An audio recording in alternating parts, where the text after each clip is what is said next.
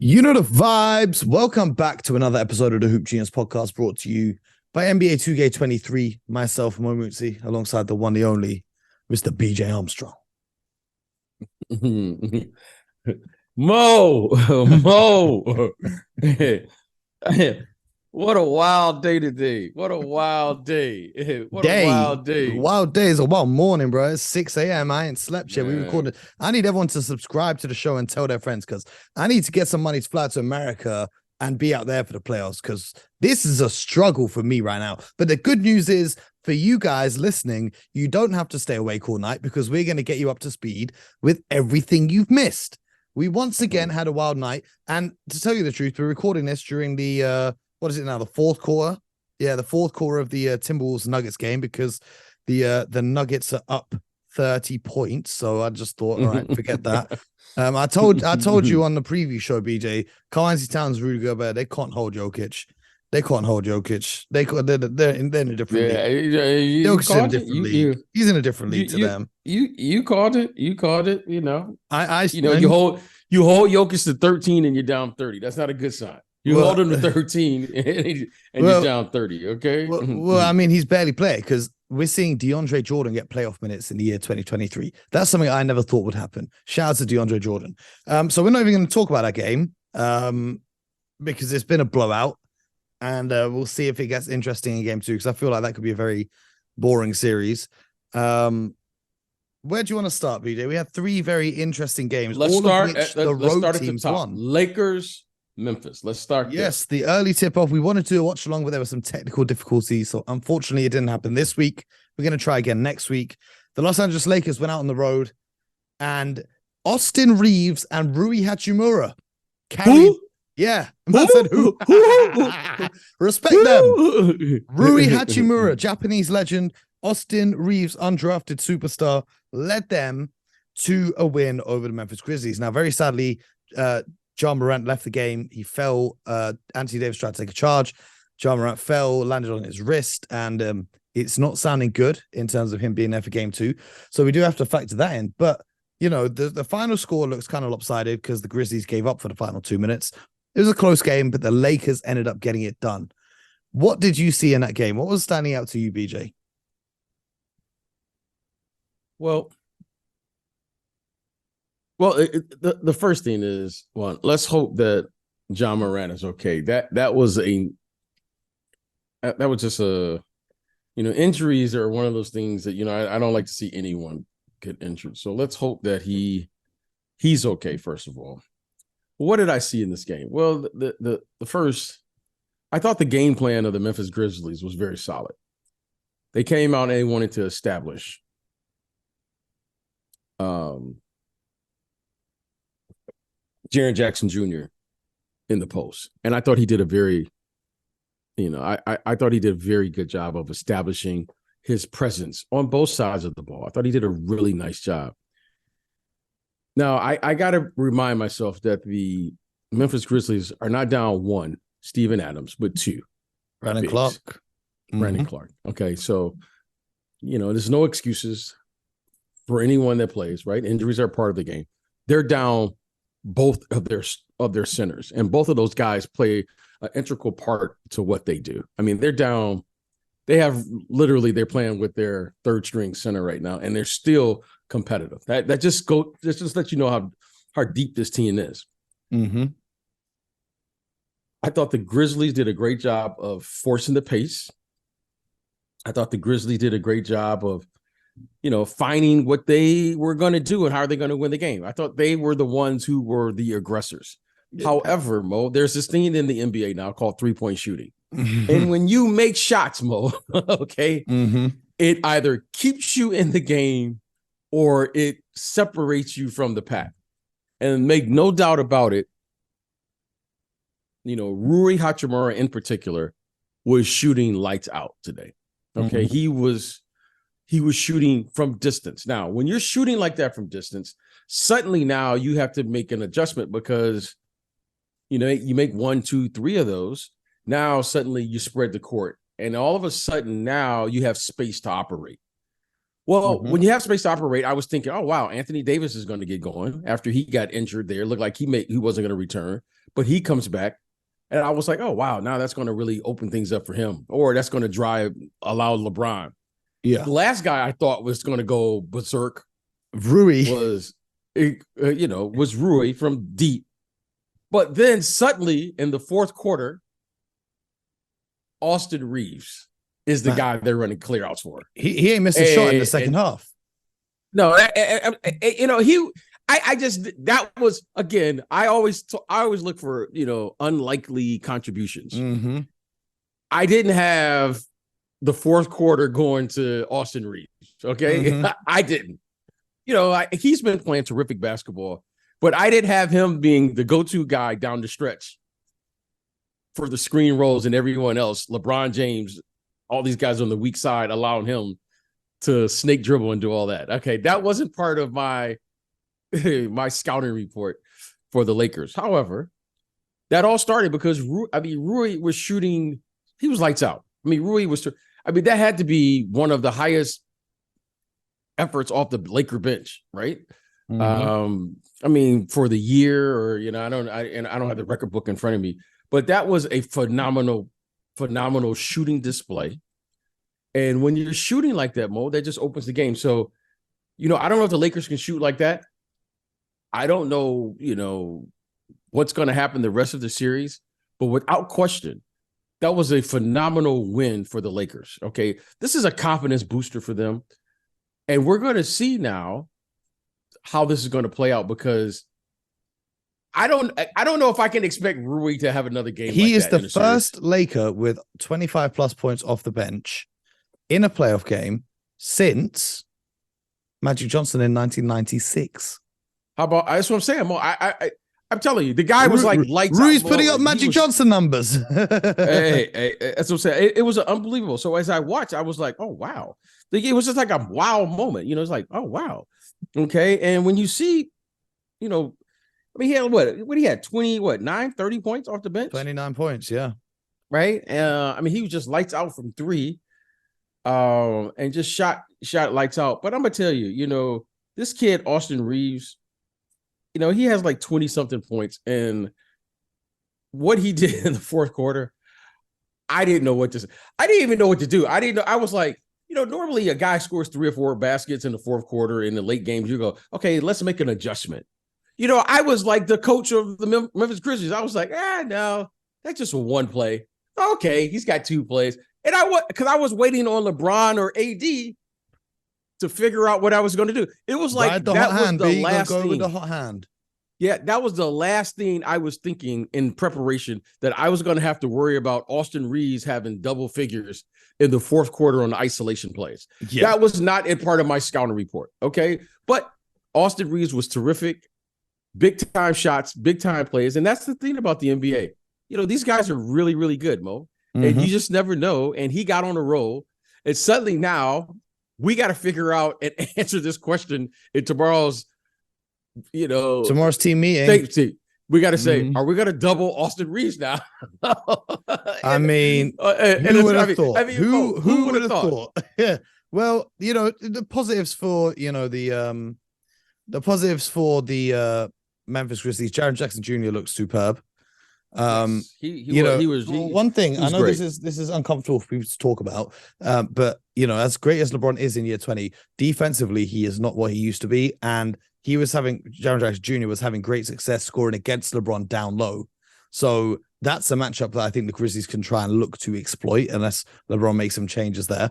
But with no Ja Morant, this series could be over quicker than we anticipated, because they've stolen game 1 on the road. Tyus Jones. Yes, Tyus Jones is a fantastic point guard, right? Yeah, he's the league in the assist to turnover ratio, and they've proven they can get it done without Ja Morant. But they're not just without Ja Morant. They're without Steven Adams and Brandon Clark as well. That's 3 of their top 6 guys that are out. I agree with that. Now, I agree with that. However, this team, they have a competitive spirit. So that's what I'm really saying. I agree with that. But you can't tell them that, and they're going to be like, well, we're down 3 guys. You know what's going to happen is Jalen Brooks is going to put up 30 shots in the next game. So we could be ready for that. But let me tell you this. That was a great game. That was a great game to watch.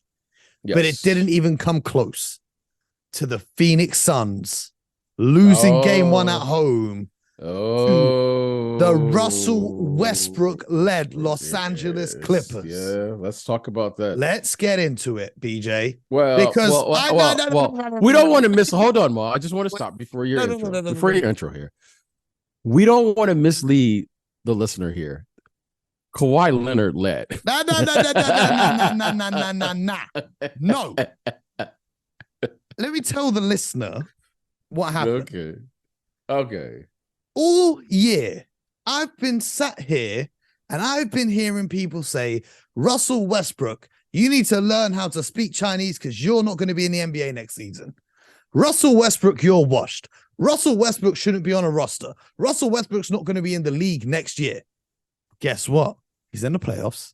He's taking game one against his former teammate, Kevin Durant, and the favorite on paper, the Phoenix Suns. Me and you both had the Suns coming out the West. Now, game one, okay, I've got to say, fair enough. The Suns haven't had a lot of games together. It's going to take time to settle in. That's cool.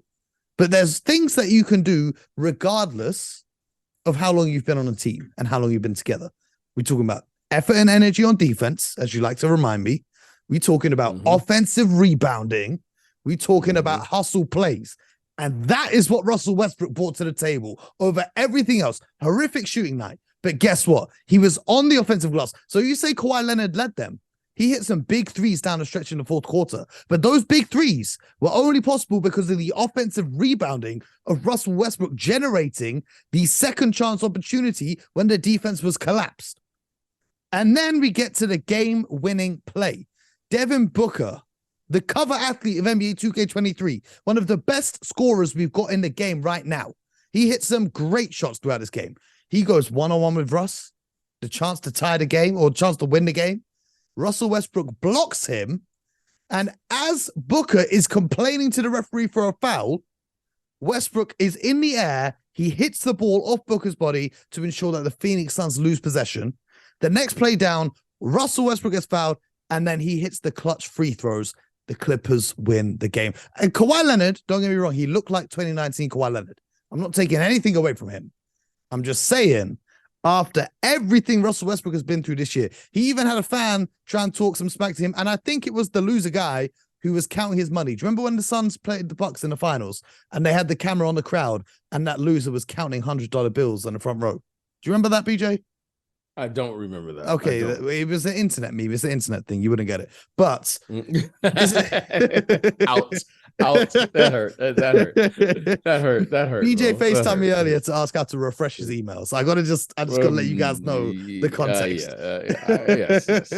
But that's he true, even had a fan trying to disrespect him at halftime, and he even squared up to the fan, and then he went out there and won again. So I just want to show some love because no one gives love to Russell Westbrook. I've been doing it all year. You've been giving Russell Westbrook love. Now the world can see that he is not what the media has led you to believe all season long. I got a question for you though, BJ, because we talked about how great Russ is, how great Kawhi Leonard was, hitting great shots. Where was Kevin Durant? What do you mean? He had 27 points. I mean, what do you mean? Where was Kevin Durant? Here's what I mean. He didn't take a shot in the third quarter. How many shots did he take in the fourth quarter? There was times where he was just used as a floor spacer. Now, I'm not using this as a criticism on Kevin Durant because we know he's one of the best scorers to ever play this game. I'm asking, if you are Monty Williams, why are you not getting Kevin Durant involved? If you are the floor general Chris Paul, why are you not getting Kevin Durant involved? Stan Van Gundy, during the commentary of the game, was making a point about, before Chris Paul got to this team, Booker used to be the point guard, so now he's great at playing the point. Excuse me, let me remind you of Ricky Rubio, but nevertheless, if you believe that Devin Booker can play the point guard position too, why was he not getting Kevin Durant involved? You've got Kevin Durant. Maybe it's a good idea to let him cook. Maybe it's just me. What did you think? Well, when you are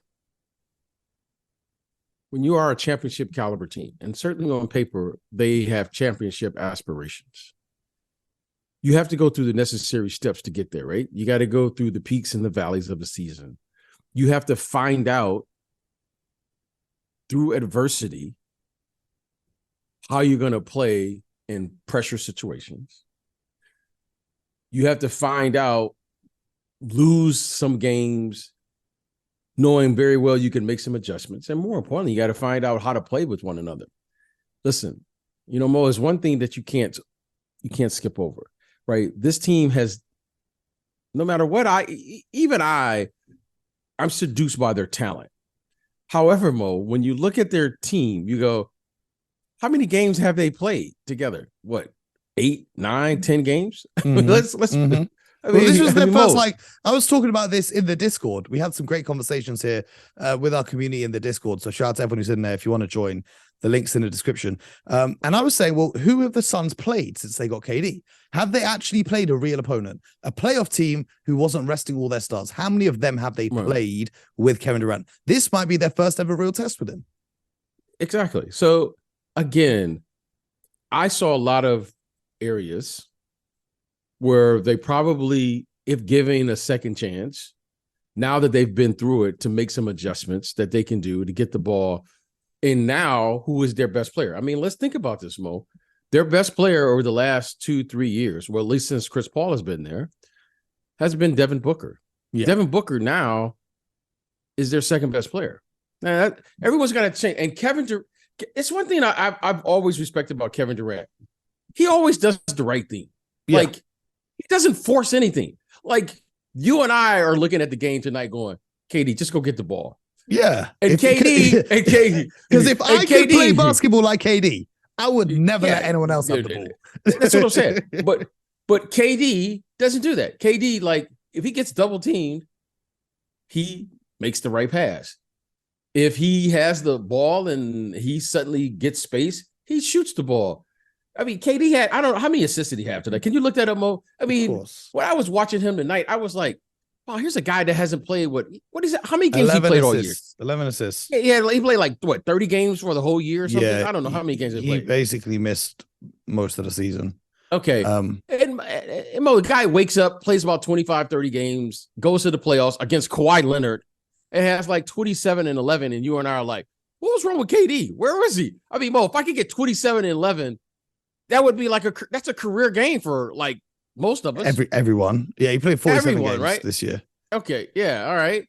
And, he just kind of casually does it. And we're like, where was he at? You know what I mean? Like, for us mere mortals, that's like a career game.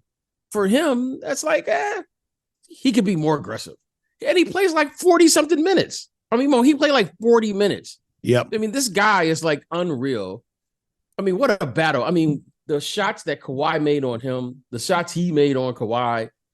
I mean, Mo, it was like poetry. It was poetry out there to watch these two. Yep. And I'm going to tell you something. I don't know what it is about Kawhi at the end of the year.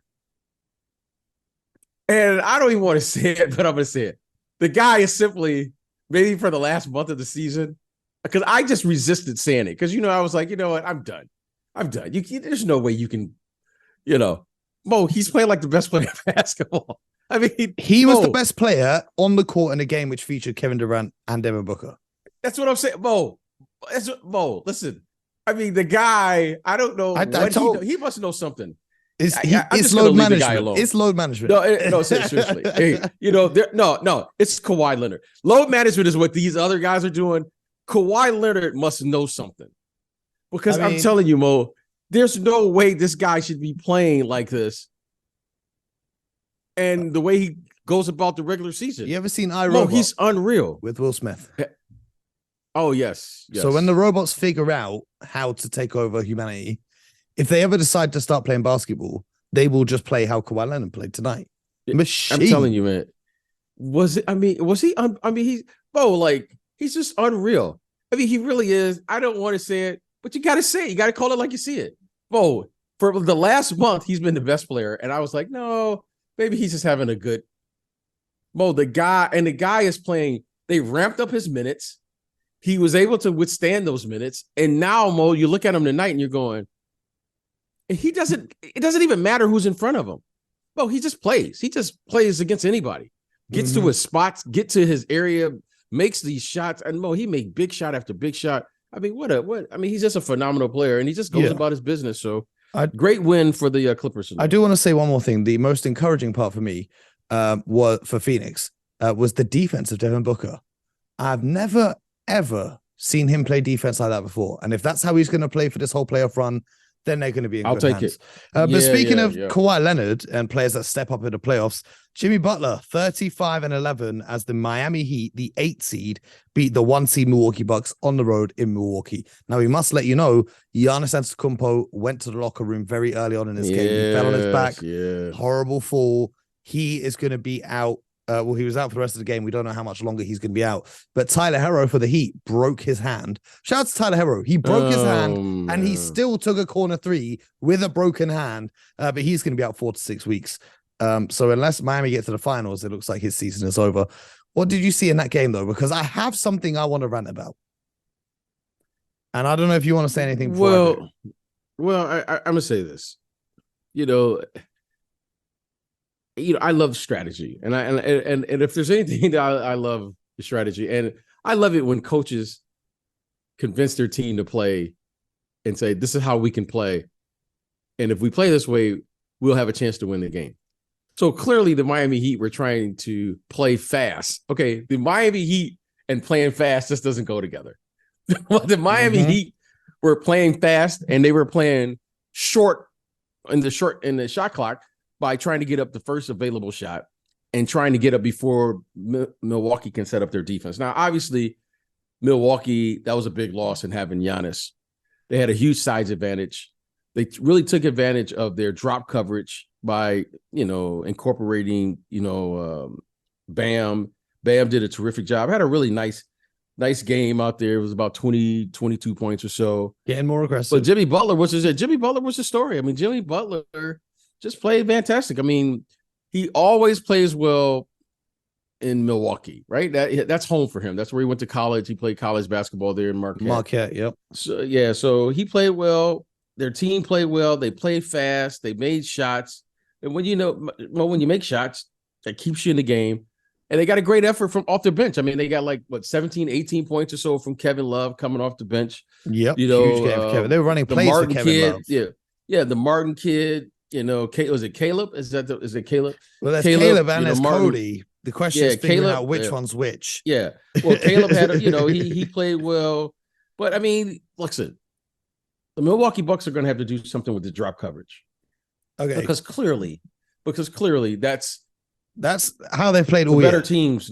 Yeah, that's how they played all year. Here's what I'm going to say. Counterpoint. And this is what I wanted to rant about. Their offense could be Milwaukee. Okay. Milwaukee Bucks, right? The Miami Heat are going to play a small team at Bam at the center, Max Strus or Jimmy Butler at the power forward. Brook Lopez. If Giannis is out, how's Brook Lopez ending a game with only 10 points when you have a clear size advantage every time down if you really want to exploit that? We know he's a floor spacer, right?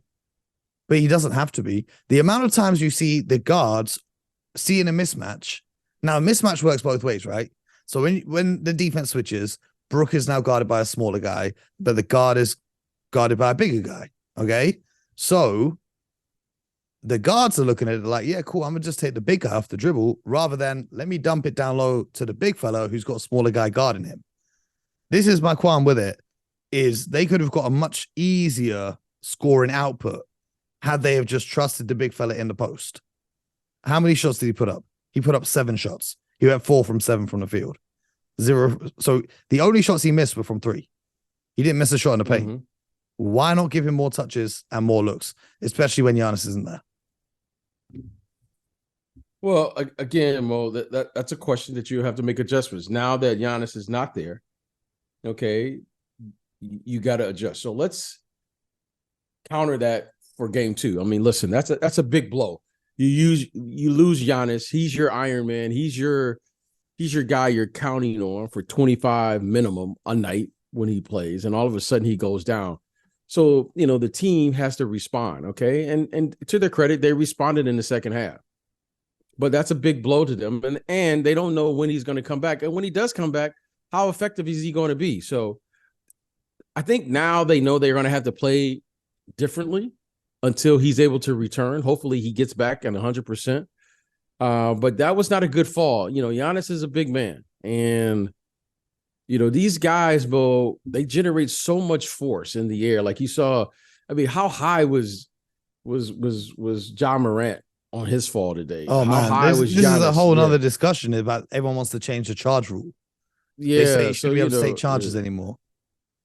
Well, listen, you should be able to take that space on the floor. However, it's a very difficult play. It's like a bang bang play. And these guys get there so quick, Mo. You know what I mean? Like they get there so quick.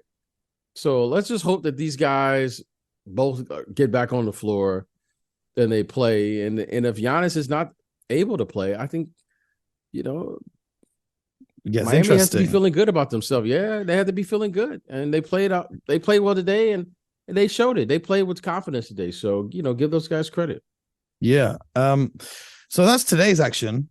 Tomorrow night or tonight, we've got the Nets and the Sixers and the Warriors and the Kings. Man, oh man. Bo, I'm gonna let you get some sleep because you know what? Everyone's got to be sharp. Everyone's got to be sharp for that. We got the first game. I'm sure Brooklyn's gonna come up and we're gonna see what they're gonna do. But I would tell you what, that Warriors game, wow, what a great first game.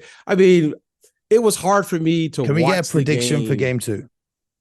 I have none. I Come don't. on. But I can. But here's my prediction. I'm going to say gut feeling. My gut feeling is telling me that the Warriors are going to figure it out.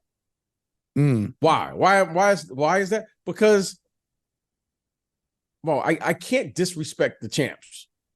They're the champs. They're the champs.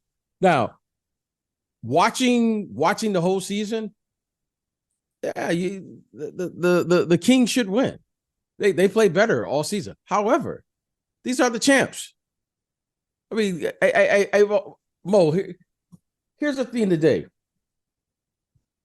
How many coaches have the guts to do this?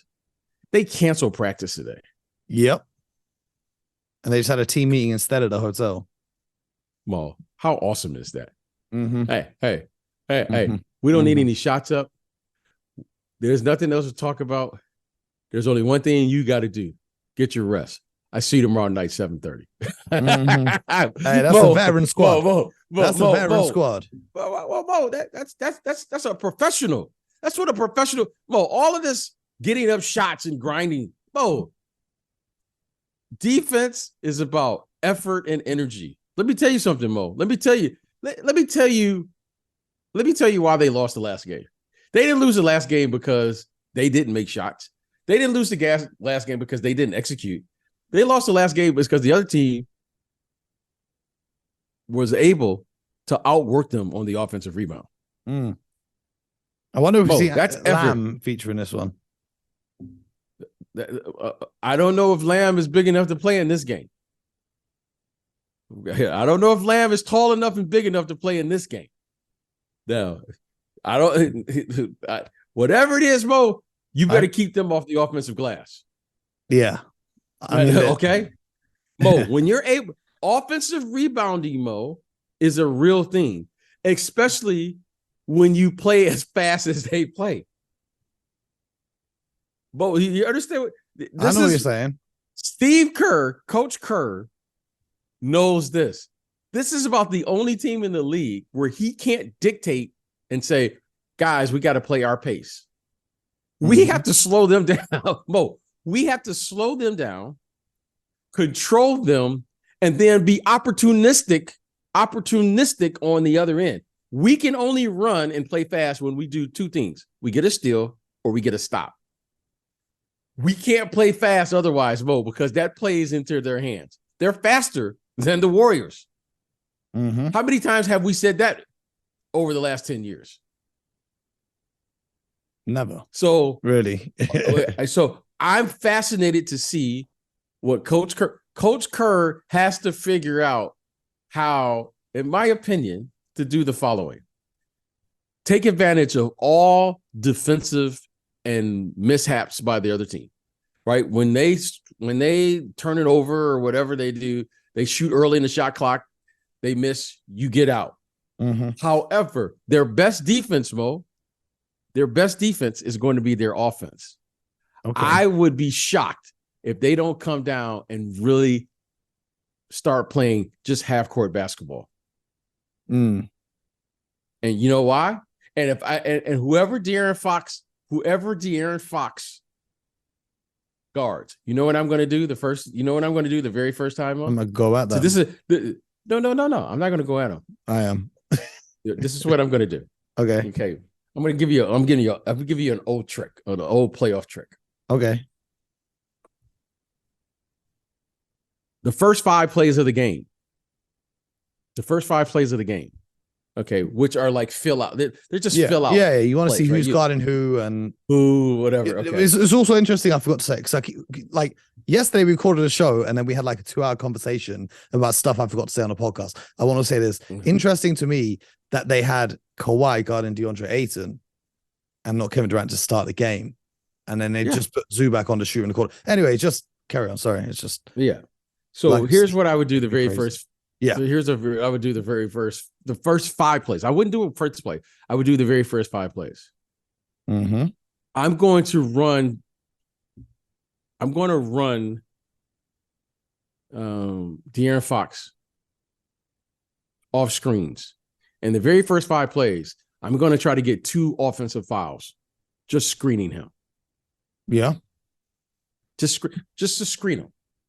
I want him to know that we're going to touch him every single time. Yeah. Set a tone. Steph Curry, I want you to just run as fast as you can. And our job is to, like, okay, one of the bigs, you get an offensive foul. Just not a cheap foul, just the touching, so that he'll know, Mo. Yeah, it's just, you're going to have a long night. Yeah. Okay, Mo. Then I'm going to go to my bench early. And then you know how these guys are driving, trying to dunk at the basket and all of that? No, Mo, I'm going to show my numbers. And you got 6 fouls. Now, I don't know how many you can take with you that's going to carry over to the next game. You got to make sure that the guards know there's no more trying to drive to the basket and dunk. Mo, that just can't happen. Well, they know there is, because you get into the bonus early and they're just going to go to the line over and over again. They don't have any big body enforcers. If they do it with Looney or Draymond, they're in foul trouble. So who are you going to bring in? JaMychal Green? Okay, what I'm saying is, Mo, you got to stop the penetration. No one can stay in front of him, but you got to give up something. You got to take away something. You got to. I can't. Draymond and Kevon Looney are going to have to play 30+ minutes. I can't ask them to do all of that. Someone on that bench, JaMychal Green, Lamb, I don't care who it is. You have to mirror that guy, because Mo, those guys are attacking the basket. See, there's two things you have to be aware of if you're going to play or try to play defense in this league now. You got to take away the 3. And you definitely have to take away dribble penetration. And the only way you can do that is by switching on the perimeter and having a shot blocker. But if you don't have a shot blocker, you have to protect the paint. You got to shrink the court. So, Mo, speed, check. The Kings. 3-point shooting. They don't shoot as accurate as the Warriors, but they're capable. They have capable. Mo, they have excellent Herter, Murray, Monk. Those guys are capable. You got to take away the dribble penetration for sure. And then just contest. You got to take away one or the other. If they do both, you got no chance. Well, so that's what I would do. I hope Steve Kerr's listening. That's the BJ Armstrong's game plan. No. We'll be back tomorrow, and you'll be able to find out what the game plan was. In the meantime, subscribe to the show, share with your friends, and all that good stuff. The NBA playoffs are here in full effect. What a first weekend it's been, and it's only going to get better from here on out. So do as Austin Reeves and Rui Hachimura and Kawhi Leonard and Jimmy Butler did today, and get buckets.